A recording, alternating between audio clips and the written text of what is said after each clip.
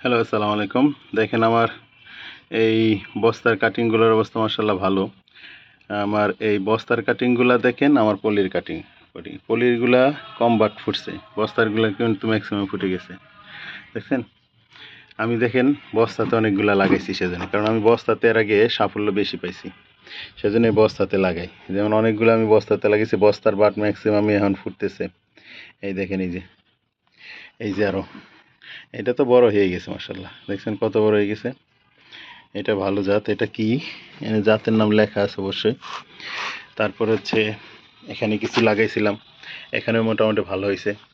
এখানে হালকা রোদে রাখছি, দেখেন এই যে এটা তো অনেক বড় হয়ে গেছে। হালকা রোদে রাখছি কারণ হলে রোদে না রাখলে হচ্ছে আপনার কাটিং কিন্তু বাঁচবে না। হ্যাঁ, হালকা রোদে রাখতে হবে এখন আস্তে আস্তে, যখন এগুলা নতুন নতুন কুশি বেরোবে। এগুলার অবস্থা দেখেন, এগুলার অবস্থা কেমন।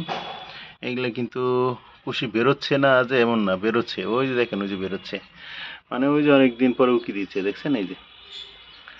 তো এই যে এই হলো অবস্থা মোটামুটি আমার কাটিংয়ের।